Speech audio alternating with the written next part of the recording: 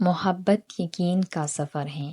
اگر اس سفر میں آپ کو اپنے کردار کی ہر بار وضاحت دینی پڑے تو سفر ہمیشہ کے لیے ختم ہو جاتا ہے۔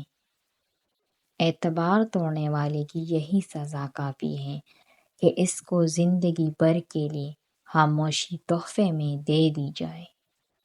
مرد سے انا کا مقابلہ کرنے والی عورت بے وقوف ہوتی ہے۔ وہ اسے اپنا دشمن بنا لیتی ہے۔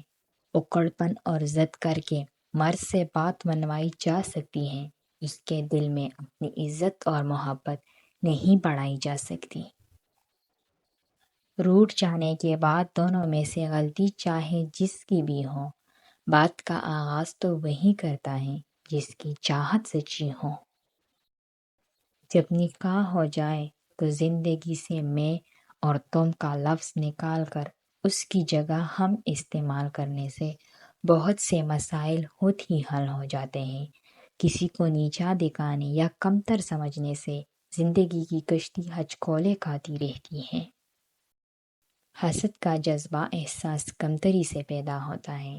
جو شخص اپنے آپ کو گھٹیا سمجھتا ہے وہ دوسروں سے جلتا ہے۔ عورت ملکیت کی نہیں بلکہ عزت اور محبت کے حصار میں جینا پسند کرتی ہے۔ کسی عورت کو پہلی نظر میں ہی اپنا دیوانہ بنانا ہو تو اس کے ساتھ 3 طرح سے پیش آؤ۔ اپنی آنکھوں میں حیا پیدا کرو، اپنی زبان میں نرمی اختیار کرو اور اپنے اخلاق کو اعلیٰ بناؤ۔ جس نے نبھانا ہوتا ہے وہ 1000 غلطیوں پر بھی معاف کر دیتا ہے، اور جس نے نہیں نبھانی ہوتی وہ ایک غلطی کو ہی بہانہ بنا کر آپ کو چھوڑ دیتا ہے۔ 4 چیزوں سے رزق بڑھ جاتا ہے۔ راتوں کو اٹھ کر عبادت کرنا، اگر آپ سے کچھ غلط ہو جائے تو اس پر بہت زیادہ پشیمان ہونا، اپنے گناہوں پر توبہ کرنا، اللہ کا ذکر کرنا۔ 4 چیزیں رزق کو روک دیتی ہیں: یتیم کا مال کھانا، ضرورت مند کی مدد نہ کرنا، پرندوں کو روٹی نہ دینا، فقیر کو خالی ہاتھ لوٹانا۔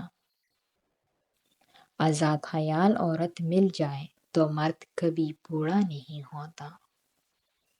مرد کو دنیا کی حسین ترین عورت وہ لگتی ہے جس کے چہرے پر مسکراہٹ ہو۔ آپ کو میری یہ ویڈیو کیسی لگی؟ کمنٹ میں اپنے رائے کا اظہار ضرور کیجیے۔ شکریہ۔